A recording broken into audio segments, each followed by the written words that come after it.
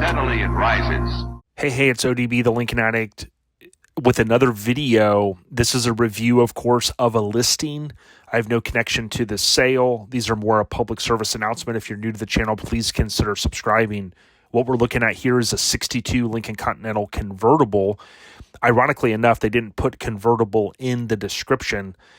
It is, of course, in the subtitle, so it's still going to come up. But, of course, there's always links in the description if you want to jump over to these. Now, this is a buy it now.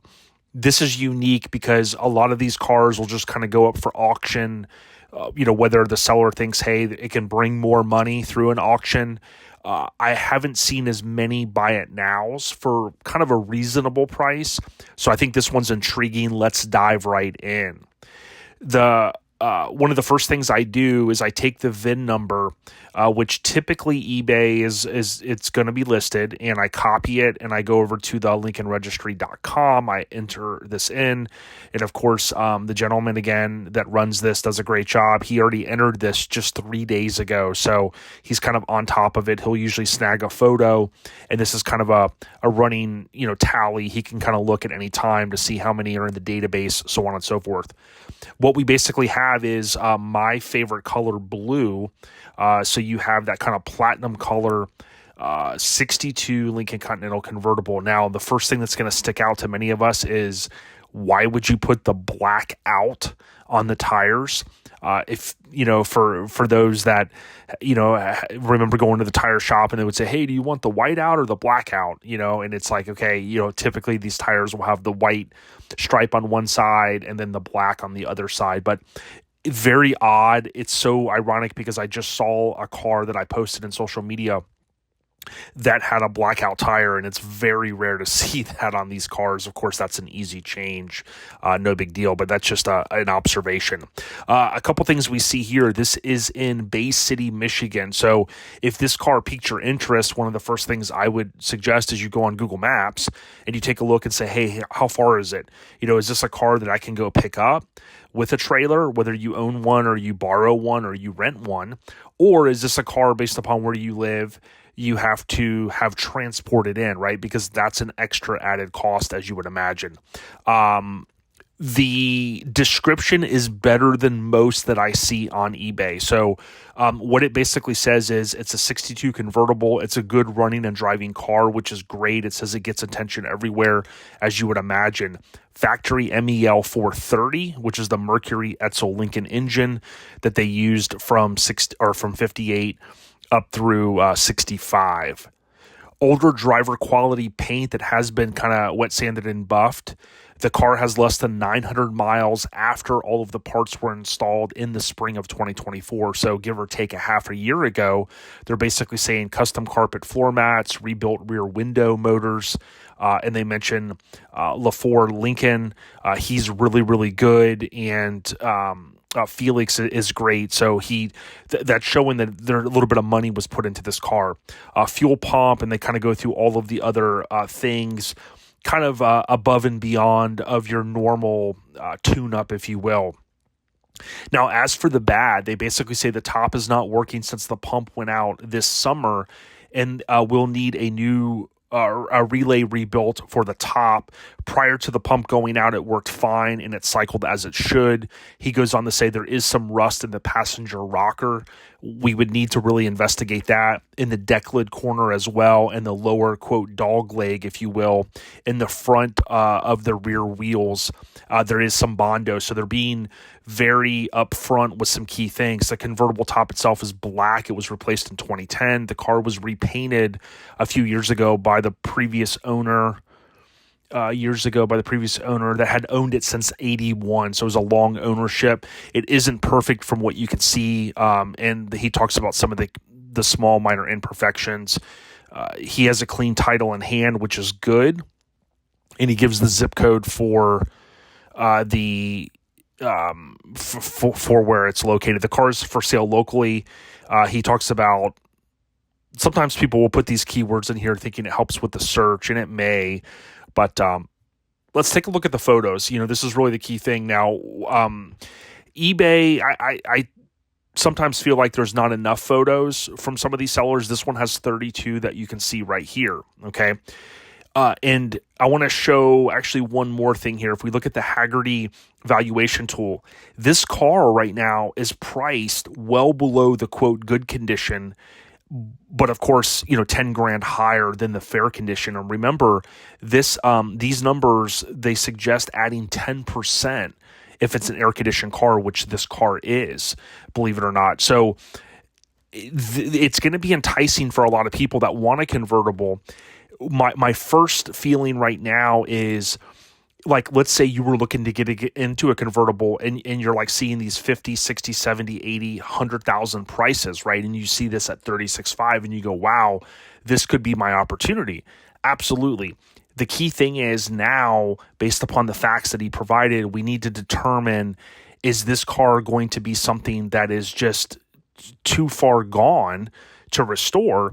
So far, it doesn't sound like that. Okay, if this guy is talking about, I think he said he routinely took it on a couple of hour drives. That's good news, but we really need to see at this point what the rockers look like. What does it look like underneath? So we've got our front 3/4 shot here. We can see the distinctive 62 grille that has kind of those rectangles, if you will, in the grille. We've got a side view here. We can see that it has the dealer add-on, which is the little molding that goes here. If you don't like this, you can always take it off. But if those moldings have been on there a long time, it's not going to look good underneath. I have them on my 65. It's a basic preference, but I would leave those on there.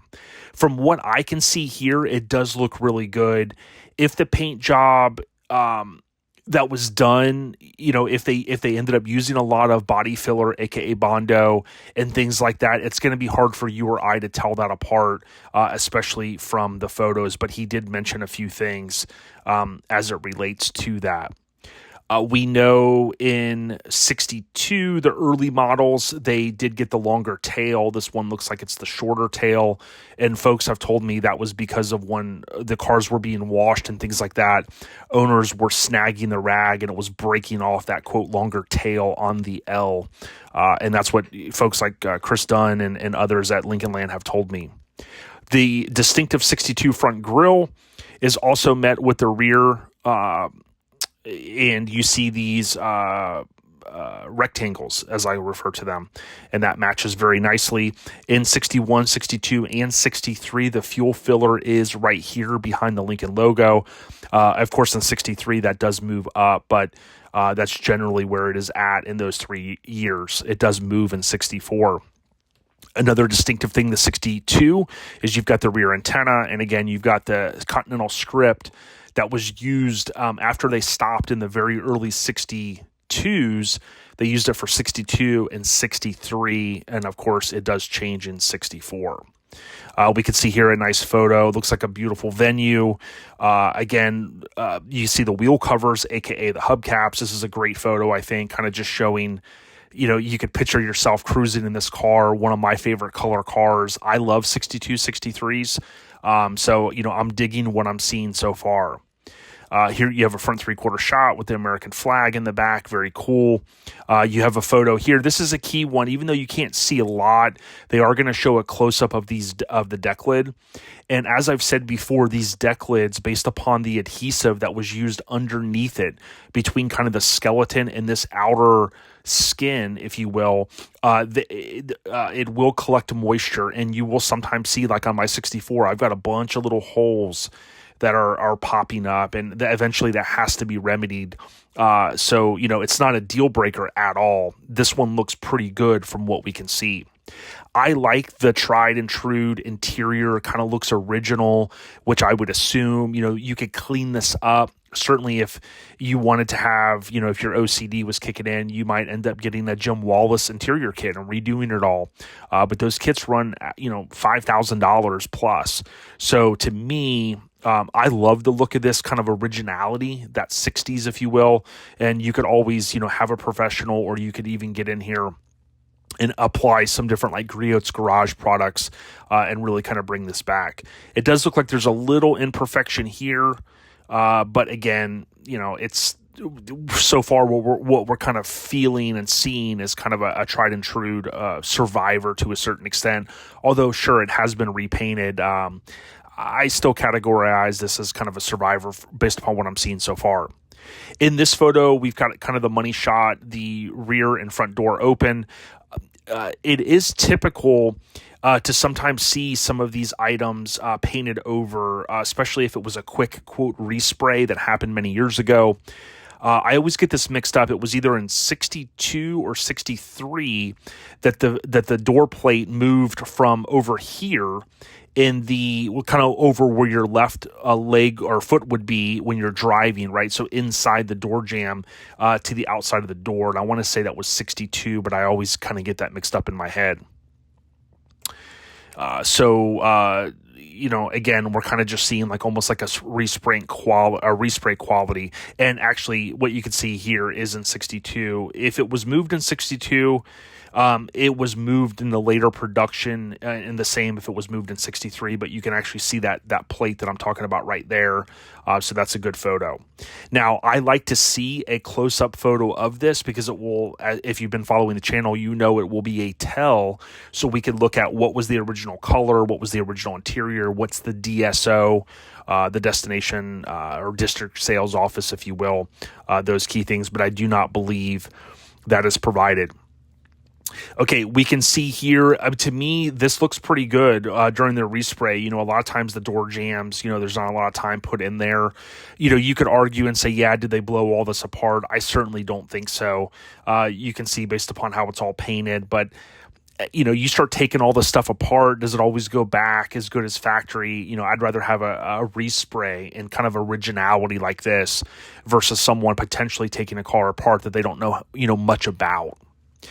We can see it definitely has the different kind of wood pieces. I believe I always get this mixed up. I think it's walnut, but there were a couple of options, but this one has it on the doors. Of course, it's going to match on the steering wheel, the end of the shift lever, and then you've got the various pieces throughout the dash, including over to the passenger side on the glove box and below the glove box. We can see it has the Itronic eye, which is the automatic headlight dimmer. We can also see right here, which we'll see in the engine bay, it does have the speed control, which most of us call today cruise control. So that was an option. And it does change a little bit throughout the years, but basically in this year, you've got this little dial. Doesn't mean that it's working. And you probably don't really care. It's kind of a cool thing to have because it's something that you don't see on all of these cars, but we'll also see that in the engine bay. You could see they did mention the carpet and the mats were changed. Jim Wallace makes the best carpet kit in the world, in my opinion. He's actually in Florida, and if you ever need his information, you can email me or you can comment below and I'll put a link to his website. But this kit doesn't look bad to me. I don't believe it's a Jim Wallace kit. But again, it looks way better than what it would have been. What we don't see here is if it actually has the heel pad underneath. And Jim Wallace does put the heel pads. He has made a mold, if you will.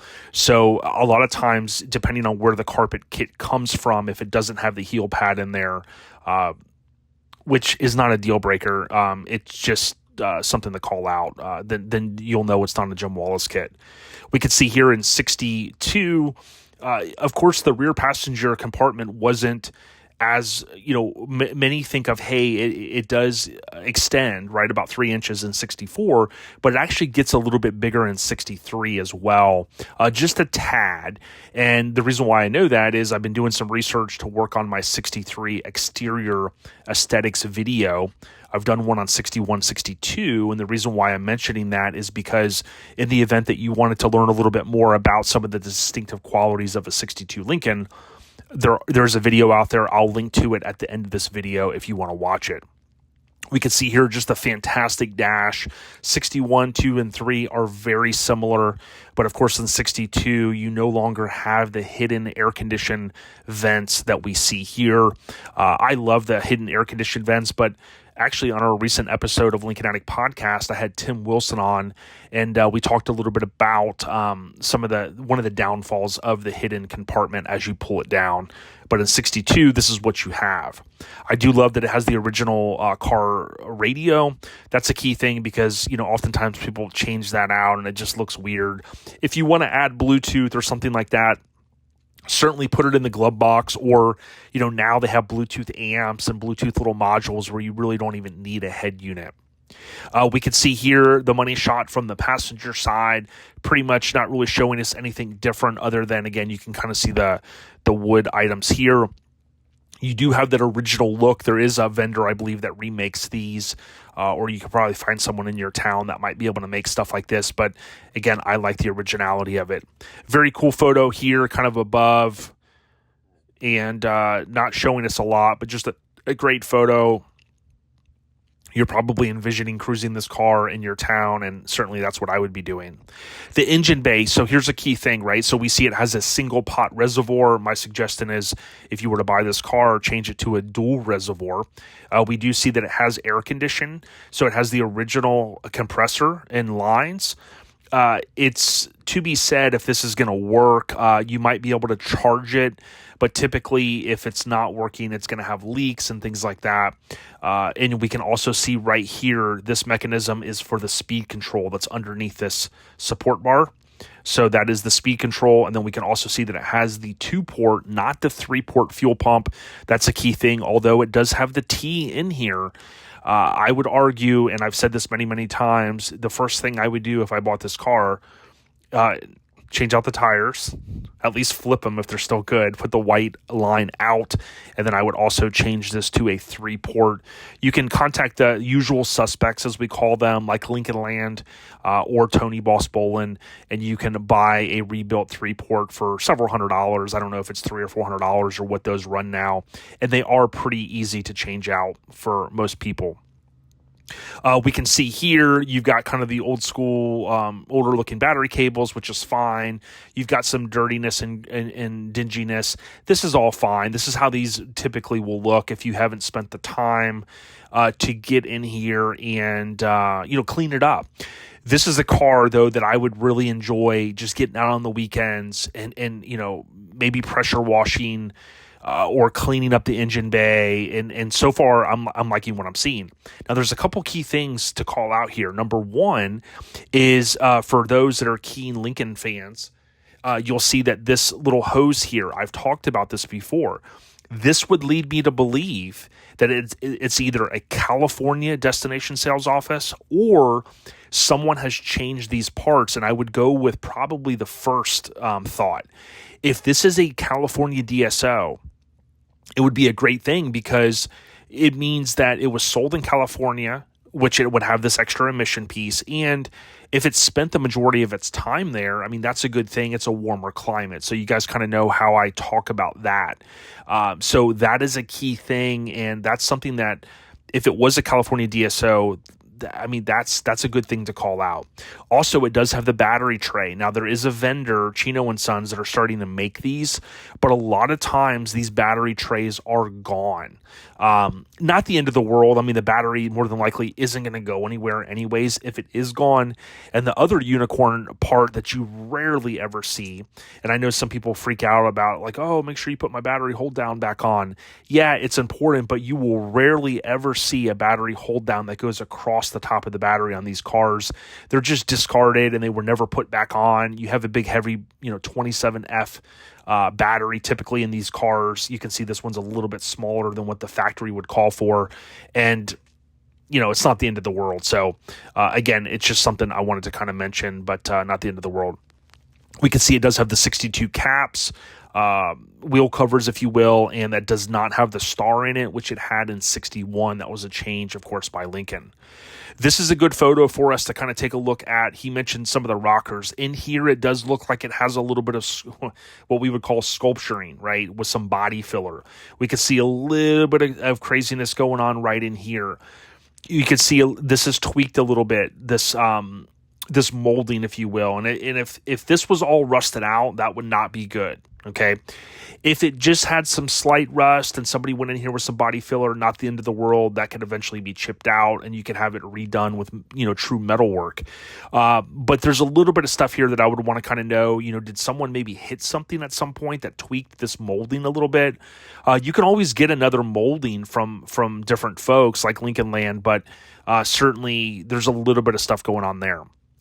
We can see the doors do look straight. I like to kind of take a look at that. There is usually typically bubbling on these cars a little bit, but he talked about, or the seller rather, talked about the dog leg back here having a little bit of grittiness going on. And then you can see up here, this is up by what we call the flapper. And this is, of course, where the deck lid would come open. It is common to see little things like this. It doesn't look bad, but certainly I would want to investigate that if I could face-to-face and take a look at it. This is the hood, very similar to how the deck lids will hold a little bit of moisture. The hoods will as well. So you've got this kind of discoloration, I think is the best way to explain it. And this certainly could probably be remedied. I would want to look underneath the hood to kind of see the same thing with the deck lid. I need to see underneath that and to see underneath the hood to see, how much is kind of rusty and gritty and grimy, if you will. Speaking of gritty and grimy, now, if this car did spend a lot of time in bad weather in the Michigan area, as an example, you would really want to investigate underneath this car. Now, I bought a 64 blue convertible in October 2017, and it came from Indiana, but it was technically just across the state line in Michigan. Although I put a down payment on it, and I actually drove up there with a trailer, and I had to look at it. I had to put eyes on it first to make sure that it wasn't rotted out, and it certainly wasn't. And I bought the car. What you're going to see here is this car does have a lot of undercoating, okay? That could be a good thing. It could be a bad thing. From what I can see, it doesn't look like it was a rusted out car, but you would want to kind of get underneath here if you could and just make sure with your finger or maybe just a little screwdriver if the owner would let you, and just make sure that nothing is rusted up underneath this car. If it isn't, and they spent some money and they took it to someone and they said, hey, spray all this, that's going to depend on you if you like this kind of stuff. Some people would get underneath here and blast all this off and just, clean it up. But certainly I've seen far worse. That doesn't look too bad. Here, this is a good photo. This doesn't look bad. I've seen this stuff all rusted out. We can see a little bit of the floor pans here. Even if this floor pan, like in my 64, has a little bit of crunchiness underneath the carpet where you can see it underneath the car, it's not a deal breaker. I know some people, and I've talked a lot about rust, but you can have the floor pans replaced, if you need to. But what I'm seeing here doesn't look bad. We can also see the bottom of the door a little bit. I would want to investigate this. Was body filler used here? How bad are underneath the doors? Are they really rusted? Now, on my 64, they are not perfect. I haven't talked a lot about this, but one day I do intend to maybe blow that car totally apart and, have some of the stuff fixed via metalwork underneath the door. So I would caution you and say it's not a deal breaker, but it's something that you have to investigate. What we can see here is kind of similar to what I just talked about, although I would say that someone has went in here and kind of painted this. But again, from what I can see, it doesn't look bad. Now, unfortunately, there's not a lot of good photos underneath it. There's a few, so thank you and kudos to the seller, but certainly I would want to look a little bit more or have them send, see if they can get it on a lift, see if someone could come over, jack it up, put it on jack stands, get some better photos underneath.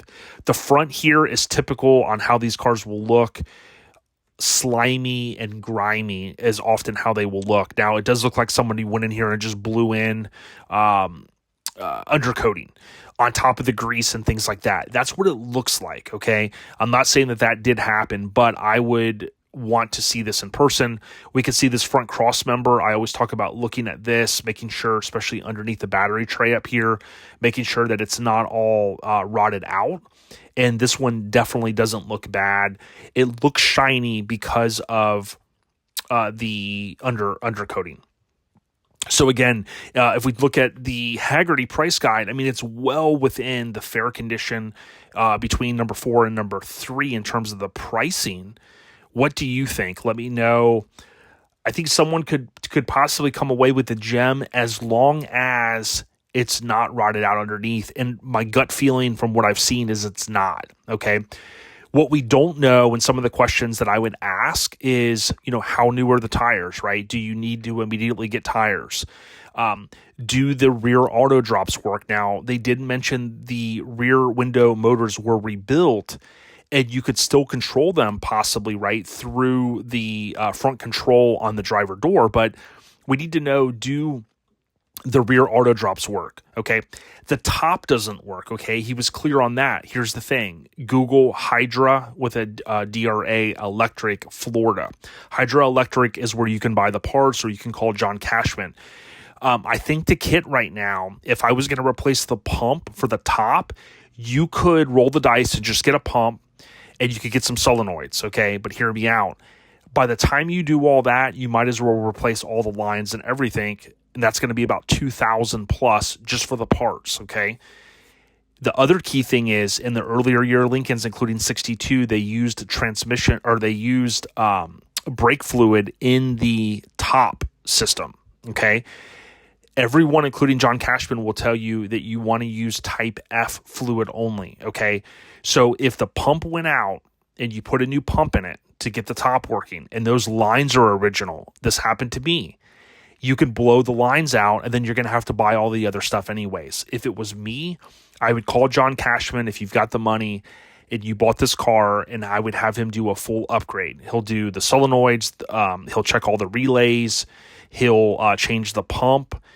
He'll do all of the lines, okay? And your system will be working flawlessly. And then he could also do the rear auto drops as well. So he's a window and top specialist. You can Google John Cashman, and if you need his number, you can email me, lincolnaddictpodcast@gmail.com. I can get you in contact with John, but that's what I would do. Okay, I would do the full upgrade, get it over to the Type F fluid in that system, and if everything else is good, cruise the car until you decide maybe you want to restore it. I am ODB. I approve this message. Thank you for the support. Take care, everyone.